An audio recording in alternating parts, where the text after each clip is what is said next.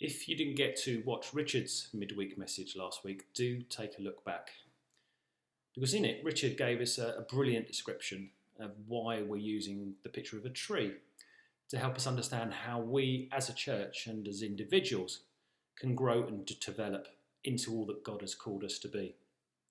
In it, he describes seeing the beauty of the tree, but also understanding that to have a flourishing and healthy organism, it needs to have a good root structure. It needs to have a solid trunk and its major branches which support the tree and ultimately the foliage and the fruit that can be harvested and enjoyed.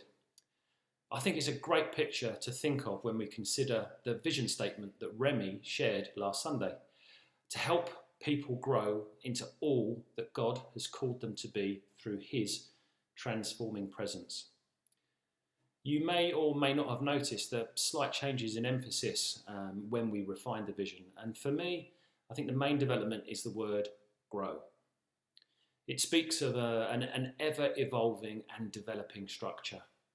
And having been in the church for over 30 years now, I know I don't look that old, and when I talk about KingsHeart, I don't think of KingsHeart as a new shoot or tree. We should be encouraged that we're coming from a place where we're fortunate enough to have a sound, established root system, established for nearly 40 years, and many things that are already in place to help us flourish and grow as a church. Trees adapt to change of season and climate. They adjust and react to nature's tests. A large tree would have enjoyed many summers, but also endured a few storms along the way. In fact, sometimes it's those storms that force the trees to put down deeper and even more stable root systems.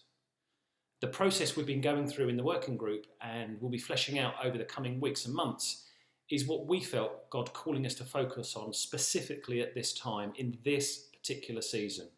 So the working group, the survey responses and prophetic input have led us to two main areas, the two branches that we felt God asking us to focus on. And these will be explored over the coming weeks and months. This will involve your input, your creativity, decision making, and how the use of resources as we explore God and what he has got in store for his church, for KingsHeart Church.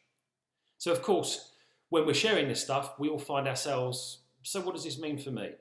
How can I grow into all that God has called me to be?